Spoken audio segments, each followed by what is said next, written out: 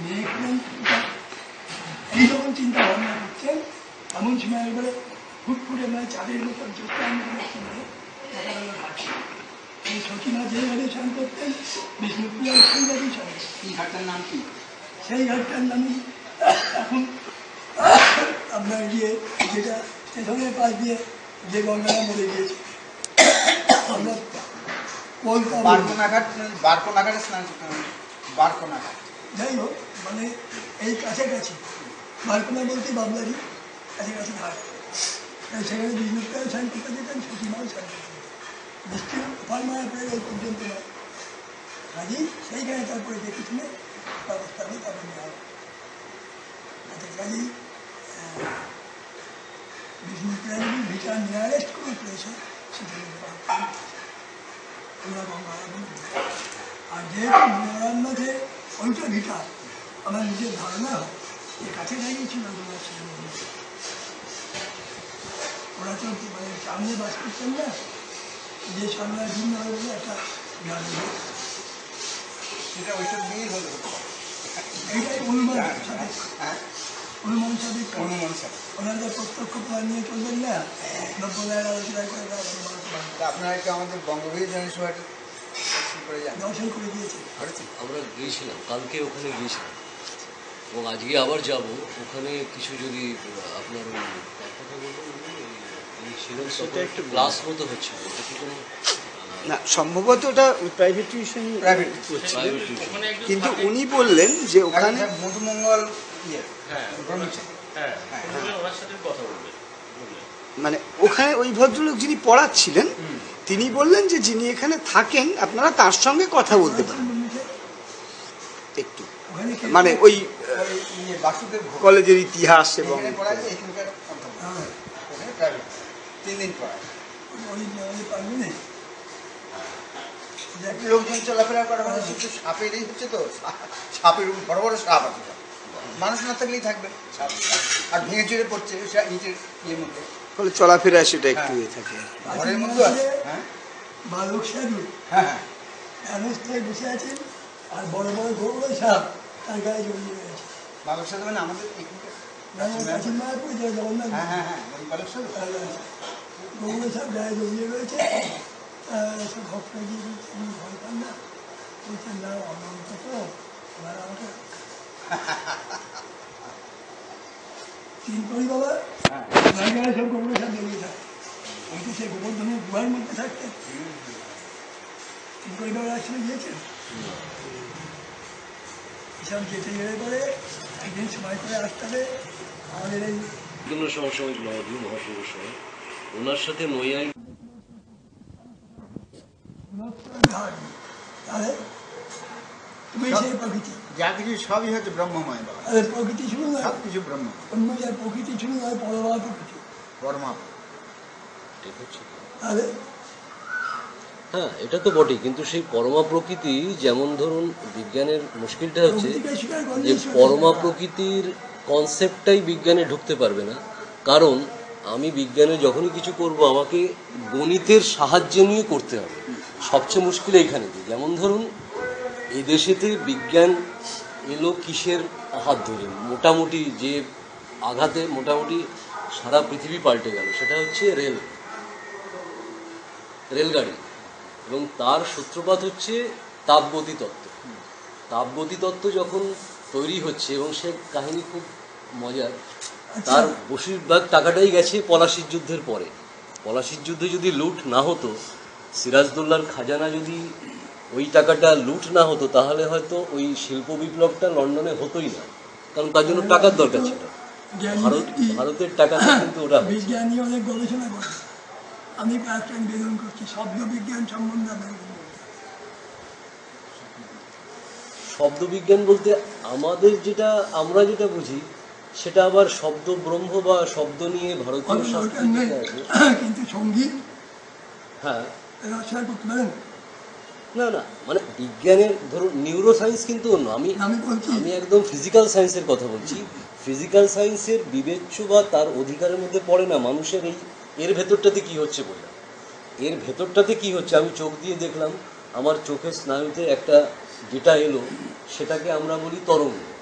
একটা তরঙ্গ এসে লাগলো, সেই তরঙ্গকে ইলেকট্রিক এবং ম্যাগনেটিক তড়িৎচুম্বকীয় তরঙ্গ আমার চোখে লাগলো। সেই তরঙ্গের মধ্যে এই সমস্ত বিশ্বব্রহ্মাণ্ডের সম্পর্কে তথ্য আমার কাছে, যেমন আপনি আমার সামনে বসে আছেন, আমি আপনাকে দেখছি। সেটা কি করে দেখছি?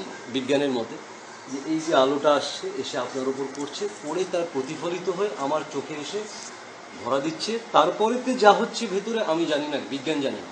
এই নিয়ে অনেক এখন আলোচনা হচ্ছে, সেটা করছে নিউরো, মানে আমাদের স্নায়ুতন্ত্রগুলো কি করে- স্নায়ুতন্ত্র আপনার চলছে এখন। অনেক চলছে। আচ্ছা, ভারতীয় সঙ্গীত জগতের যে শব্দ তরঙ্গ, হ্যাঁ। এ সম্বন্ধে আপনার কি বক্তব্য? সেটা মানে সেটা আমি বলতে পারবো না, মানে ওটা আমার বিষয় না। বিষয় না। দেখুন, সঙ্গীতের এবিসি স্কোয়ার দিয়ে ব্যাখ্যা করা যায় না, যে এমসি স্কোয়ার আইনস্টাইন। না বোধ হয়, কারণ ওইটা একদম মানে অচেতন শক্তি, মানে শক্তির চেতন অচেতন নিয়ে কিন্তু একটা দীর্ঘ সময় একটা কিন্তু তর্ক হয়েছে। এটা কিন্তু খুব মজার তর্ক। যেমন ধরুন একটা সময়ে একটা থার্মোডাইনামিক্সের একটা ইউনিটের এখনো নাম আছে হর্স পাওয়ার। মানে আমরা সবসময় এনার্জি বলুন, শক্তি বলুন, তাকে বুঝি কিন্তু মানসিক শক্তি বা চৈতন্যময়ী শক্তি বা পরাশক্তি, যা বলুন না কেন, কিন্তু তাতে একটা মানবিক আঁচ থেকে যায়। বিজ্ঞানের আলাদা হওয়ার কারণটাই হচ্ছে যে শক্তি বলুন, যা বলুন, তাতে কোনো মানবিক আঁচ নেই, চৈতন্যর কোনো জায়গা এখানে আইনস্টাইন কিন্তু স্বীকার করেছে, না। সেটা অন্য জায়গা থেকে করেছে, সেটা তিনি অন্য জায়গা থেকে, উনি তো জায়গা বলেছেন থেকে। যে বিজ্ঞান ছাড়া my religion ধর্ম, consists the humble admiration হ্যাঁ। of the superior spirit হ্যাঁ। who reveals himself in slight details we are able to perceive হ্যাঁ। with our frail and feeble minds. হ্যাঁ, That কিন্তু- deeply emotional conviction. হ্যাঁ, Emotional conviction. বলেছেন, এ তো অনেক বিজ্ঞানী বলেছে। কিন্তু যখনই উনি আমার কথাটা, মানে আমি এইটাতে জোর দিতে চাই, যখনই উনি একটা পরিভাষার স্তরে নামিয়ে আনলেন, ইকুয়েশন লিখলেন, হ্যাঁ। সেই ইকুয়েশনে কিন্তু কোনো আচ্ছা, ওই জিনিসটা আচ্ছা নেই। মানে মাস E is equal to কিন্তু MC. এই যে মাসটা, সেটা এমসি স্কোয়ার, সেখানে যে ওই যে সেটা চৈতন্য বলেই বলছেন নাকি, সেই যে ওইটা যখন এখানে স্থূল আকার ধারণ করে জড়ীভূত হচ্ছে, কিন্তু ওইটা জড়ীভূত ভাবের মধ্যেও কিন্তু ওই পুরো ইয়েটা রয়েছে। এটা কি বলতে চাচ্ছেন না নাকি?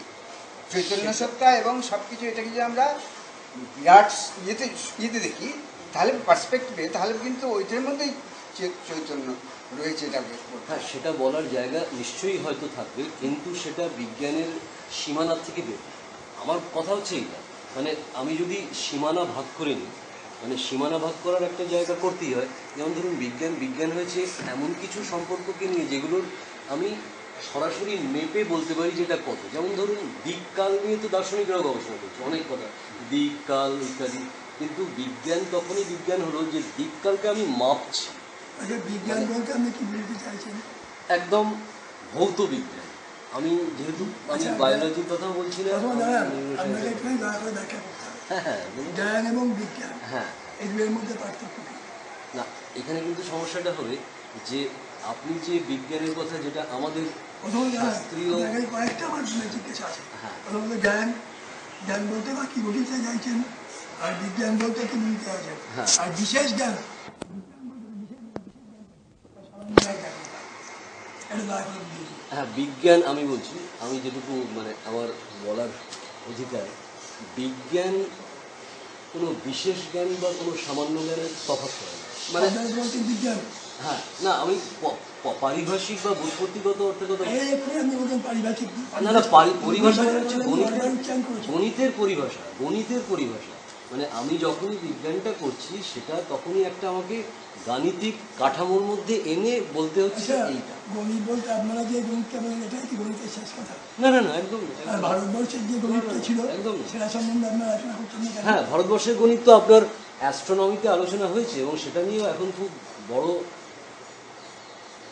ডিসকাশন হয়। সেটা হচ্ছে যে বেঙ্গল স্কুল অফ অ্যাস্ট্রোনমি যেটা ছিল, যেটা পরবর্তীকালে আর্যভট্টর পরে কেরালাতে চলে গেল, তারা তাদের দীর্ঘদিনে সেই আপনার বৈদিক জ্যোতিষের সময় থেকে শুরু করে এই গত 17th সেঞ্চুরি অবধি ভারতীয় জ্যোতির্বিদ্যা, মানে জ্যোতিষ নয় কিন্তু জ্যোতির্বিদ্যা, জ্যোতিষের কথা কি বলছেন? জ্যোতির্বিদ্যা ডেভেলপমেন্ট হয়েছিল, এবং সেইটার মধ্যে ছিল, এটা অনেকে ক্লেম করছে, আমি সেই ব্যাপারের অধিকারী নই, আমি বলতে পারবো না, যে তার মধ্যে নিউটনের যে ক্যালকুলাস, তার শিপস ছিল, সূত্রাকারে ছিল। কেরালাতে তখন এরা আসতো, মিশনারিরা আসতো। স্পেনের রাজা সবচেয়ে বড় অ্যাওয়ার্ড ঘোষণা করেছিলেন যে যারা সাকসেসফুলি নেভিগেশনে, মানে ওরা তো সাগরের জাহাজে চেপে বিভিন্ন দেশে গিয়ে বাণিজ্যের চেষ্টা করতো, কিন্তু ওরা নেভিগেট করতে পারতো না, তার জন্য ত্রিগোনোমেট্রির প্রয়োজন ছিল, খুব ভালো ত্রিগোনোমেট্রির নলেজ। সেইটা ছিল কেরালা যারা অঙ্ক করতেন তারা কিন্তু বৈয়াকরণ, তারা একই সাথে কবি, যেমন মাধব, জ্যেষ্ঠদেব, পরমেশ্বর, এই যে বড় বড় যে ট্র্যাডিশনটা, এরা তখন কবি, বৈয়াকরণ এবং একটা সেম টাইম গণিতজ্ঞ, এদের ওইখানেতে সেই ক্যালকুলাসের চর্চা হয়েছিল। এবং যেটার খোঁজ পেয়ে ওই মিশনারিরা এখানে এসে মালয়ালম শিখে তারা ওইখানেতে নিয়ে গিয়েছিল বলে কয়েকজন গবেষক দাবি করে। তাদের আমি আপনি যদি জানতে চান তাদের সম্পর্কে আমি আপনাকে ডিটেলস বলতে পারি যে কারা এই দাবিগুলো করছে। না না না, 17th সেঞ্চুরি, 200 বছর আগের কথা। 17th, 16th এবং সেটা 17th অব দি লাস্ট, মানে নিউটনের কাছে নাকি পৌঁছেছিল, নিউটন গ্যালিলিওর হাতে এই অঙ্ক, কেরালার অঙ্ক পৌঁছেছিল। এরা নিয়ে গিয়েছিলেন খ্রিস্টান মিশনারিরা, এবং তারা সেই গণিতকে দেখে উদ্বুদ্ধ হয়ে তাদের যে গণিত সেটাকে তৈরি করেন। তো সুতরাং ভারতীয় গণিতের প্রভাব হয়তো ওই, আর ভারতীয় গণিত শুধু তো নয়, যখন প্রথম ইউরোপেতে রেনেসা হলো, এনলাইটমেন্টের যুগ শুরু হলো, তখন তো আপনার ভারত এবং আরব যে যোগাযোগ, সে তো নৈয়ায়িকদের সঙ্গে যোগাযোগ ছিল, সেও গেল। গণিতের মধ্যে তো অ্যালজেব্রা, জ্যামিতি, তার্কিক সব। হ্যাঁ, কিন্তু আমরা আজকে যাকে অ্যালজেব্রা বলি ওরকম নয়। ভারতীয় গণিতের নিজস্ব পরিভাষা ছিল। বীজগণিতের যে, হ্যাঁ, বীজগণিত বা জ্যামিতি তো সবচেয়ে আগে হয়েছে। যে উদ্ধার করছেন না কেন?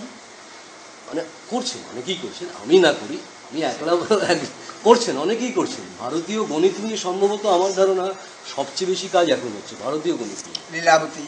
হ্যাঁ, এবং এটা যারা ইউরোপিয়ান হিস্টোরিয়ানরা লিখেছিল যে ভাস্করাচার্যের পরে 12th সেঞ্চুরি পরে ভারতীয় গণিতে আর কিছু হয়নি, এই কথাটা এখন ভুল বলে প্রমাণিত হয়েছে, একদম ভুল বলেই প্রমাণিত হয়েছে। এবং এ ব্যাপারে তিনি সবচেয়ে বেশি কাজ করেছেন, সবচেয়ে বেশি বলবো না, মানে অনেকের মধ্যেই একজন। তার সাথে আমার একটা সময় খুব ভালো যোগাযোগ, শুধু এই মুহূর্তে নেই, তিনি মালয়েশিয়াতে আছেন, চন্দ্রকান্ত রাজু, দক্ষিণ ভারতীয়। এবং দক্ষিণ ভারতীয়রাই এই ব্যাপারে, কারণ তাদের ওটা একদম নিজস্ব বলতে পারেন, এই যেমন বাঙালির যেরকম নব্বর নেয়, দক্ষিণ ভারতীয় সেরকম গণিত। রামানুজম যে, উনি যে ওই রকম একটা ম্যাজিক্যাল অঙ্ক করা, ও হঠাৎ করে বেরোয়নি, ওর মাও গাণিতিজ্ঞ ছিল। হ্যাঁ, না না না না, ওই কথা বলে আমাকে লজ্জা দেবে না, আমি আমার যেটুকু দেখার থেকে। একটা তরঙ্গ, তরঙ্গায়িত হতে হতে হতে হতে হতে চরম সময় গিয়ে যখন বিলীন হয়ে যায়, তখন সেখানে কোনো গণিতের ফাংশন থাকে? গণিত দিয়ে ধরা যায় কি? না, মহাশূন্যে বিলীন হয়ে গেল, কিন্তু তখন তার এক্সিস্টেন্সটা রয়েছে। সেখানে কি বলবেন? কোন পরিভাষায় ব্যাখ্যা করবেন? সব যে গণিতের পরিভাষায় ধরা যাবে তা তো নয়, তা তো নয় বটেই। সমস্ত জগৎটার মধ্যে কিছুটা হচ্ছে গাণিতিক পরিভাষায় যোগ্য। জ্ঞান বলতে আমরা যেটুকু বুঝি, যা জানলে সব কিছুই জানা যায়, না তৎপরম জ্ঞাতব্যম বুঝি, সেই জ্ঞান সম্বন্ধে আমাদের বক্তব্য। সেই জ্ঞান সম্পর্কে আমাদের কোনো, মানে অন্তত আমাদের সেটা অধিকারের মধ্যে পড়ে না, আমি এইভাবেই বলি। তাহলে যেটা আলোচনা করছেন আপনারা আংশিক জ্ঞান। হ্যাঁ, আংশিক জ্ঞান। বৈজ্ঞানিক তো কখনো পূর্ণ জ্ঞানের দাবিও না, আসলে বোধহয় উনি এটাই বলতে চাইছেন যে এই দুটো জগৎ, এই দুটো জগতের নিজস্ব অবস্থান আছে। হ্যাঁ, তারা মেলেনি, মানে তারা মেলেনি কোথাও। মেলাতেই পারে, বৈজ্ঞানিক একটা স্তরে গিয়ে তার মনে হতেই পারে যে আমার সেটা হতেই সেটা আংশিক বলে বোধ হচ্ছে, এইবার ফলে এবার আমি ওই পূর্ণ জ্ঞানের প্রসঙ্গে মানে যোগ, তপ, ধ্যান এইসব করতে হবে। মানে আমি শুধুমাত্র মাথা ঘামিয়ে পুরোটা হবে, ইন্টেলেকচুয়ালি সবটা বুঝতে পারবো। এখানে একজন আসেন আমাদের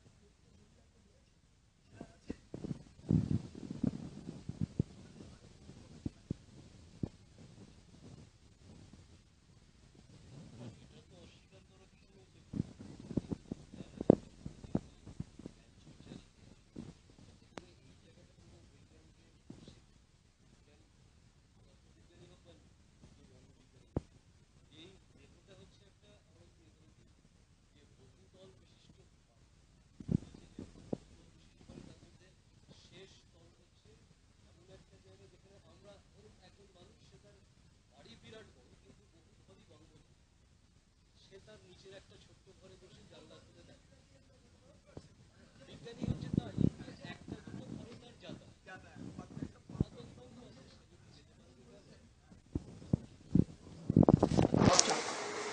হ্যাঁ, তাই সেই যে তাই, বলছেন, সেটাই ব্যাখ্যা- আমি সেটাই ব্যাখ্যা বলছি। কিন্তু বিজ্ঞানী সেই সহস্রাক্ষের ঘরটাতে সে যায় না, না। যেতে পারে না, বা তার সেই ঘরে যাওয়ার সিঁড়িটাও জানে না। হয়তো একদিন যেতে পারে না। হয়তো পারবে, সেটা তল পায় না, তল পায় না, সেটি যে কোথায় সেটি আছে সেটা জন্য পাগল হতে হবে, সেটার জন্য অন্য জিনিস করতে হবে। তার পরিভাষা বিজ্ঞানের মধ্যে নেই। ওয়াল্টার গ্রে উনি যে হোমিওস্ট্যাসিস বলেছেন, হোমিওস্ট্যাসিস, সেইখানে এই কথাটা উনি বলতে চেয়েছেন যে আমাদের এই মস্তিষ্কের মধ্যে একটা ইয়ে আছে, একটা কক্ষ রয়েছে যেটা ওই রকম, যেটা ওই যমনিয়ম আসন এর জন্যে রাখা আছে। একটা একটা স্তর আছে যেটা সমস্ত ফাংশনগুলো করছে, এই সমস্ত ইউনিটি রক্ষা করছে, সমন্বয়টাকে সাধন করছে। আর একটা জিনিস রয়েছে, উনি ইঙ্গিত দিয়েছেন, গ্রে ওয়াল্টার, বিরাট হচ্ছেন এই স্নায়ুতত্ত্ব। তিনি বলছেন যে এই হোমিওস্ট্যাসিস বলে কথা, যেটা রমনাথানন্দ বলেছেন যে সেইখানে এইবার তার উদাহরণ এই তিন জায়গায় সব 60 টাকা নিয়ে সপ্তাহ বলছে, উদাহরণ সপ্তাহ, উদাহরণ সপ্তাহ, আড়াই সপ্তাহ, তাই 3 সাথে হচ্ছে 21টা। এইবার আবার সা থেকে ভারতকে সা বলছে, ঋষভকে রে বলছে, গান্ধারকে গা বলছে, মধ্যমকে না বলছে, নৈবকে ধা বলছে, পঞ্চমকে পা বলছে, চারকে নি বলছে। এর মধ্যে আবার একটা করে বিচিত স্বর, কোমল ঋষভ, তারপরে কোমল গান্ধার, উচ্চ মধ্যম, তারপরে কোমল নিশা, এরকম করে 5টা বিচিত স্বর, 7 5 12। তাহলে নিম্ন সপ্তকের 12, মধ্য সপ্তকের 12, উচ্চ সপ্তকের 12, আর 3 12 36টা। এইবার বলছেন যে এই সা থেকে নি পর্যন্ত পৌঁছতে দেবে স্বরের যে কম্পন, এই কম্পনের মধ্যে 22টা শ্রুতি আছে। তাহলে এবার 3 22-এ আপনার 66টা শ্রুতি। এইবার শ্রুতির আরও অনুশ্রুতি, আরও সূক্ষ্ম, আরও সূক্ষ্ম, আরও সূক্ষ্ম। তৎকালীন ভারতবর্ষের শ্রেষ্ঠ সঙ্গীতজ্ঞ আলাউদ্দিন, উনি কলকাতার সোনারং কনফারেন্সে বিন বাজাতে এলেন, বাজাতে গিয়ে বলছেন যে আপনাদের কিছু নতুন জিনিসের সন্ধান দেব। এবার বাজাতে এসে খানিকটা বাজিয়ে, বাজাতে দিয়ে খানিকটা বাজিয়ে রেখে দিয়ে উনি হাউ হাউ করে কাঁদতে কাঁদতে চেয়েছিলাম আমি হেরে গেলাম। এই যে এইবার এই যে অনুষ্ঠিতি অনুষ্ঠিতি অনুষ্ঠিতি করতে করতে করতে করতে গিয়ে সত্যিকারণ আবার শূন্যকারে বিলীন হয়ে যাচ্ছে। সেই জায়গায় বিজ্ঞান জগৎ কি দেখা দেবে? একটা শব্দবিজ্ঞান ইকো নিয়ে চর্চা করেন বিজ্ঞান জগৎ, তারা বলুন যেখানে কি বলতে চায়, কিন্তু নেই তো বলতে পারবেন না, সেটা যে এক্সিস্টেন্স রয়েছে। কাজে জায়গায় গিয়ে পরব্রহ্ম চায় আমার মনে বছর সেখানে গিয়ে সাধন চায়, এবং তিনিই বিজ্ঞান, বিজ্ঞান এবং আনন্দ বন্ধু। এখন বর্তমানে যারা বৈজ্ঞানিকরা বিজ্ঞান বলছে, আমরা কিন্তু ভারতীয় দর্শন শাস্ত্র তাকে বিজ্ঞান বলে না। আমাদের আচার্য শঙ্কর যাকে ব্যবহারিক বলেছেন, সেই ব্যবহারিক নিয়ে আমাদের তরঙ্গ চলছে। ব্যবহারিকের অপ্রচার নয়, যত বাচন বিবর্তন তত্ত্ব আছে, তার ব্যাখ্যাটা কী হবে? বাক্য এবং মনের অগোচর সব প্রকাশ। হ্যাঁ, সেটা তো ঠিকই। আজকে প্রসাদ গ্রহণ করতে হবে এখানে? না, আমরা আজকে ওই আজকে করেছে কিছু কিছু জায়গাতে যাবো আর কি, ওই গাড়ি গরুরাম এটা- নাথের পুজো আর প্রসাদ তো খেতে হবে। আচ্ছা, মানে এদিকে চলে আসতে পারি আচ্ছা, একটু মিষ্টি প্রসাদ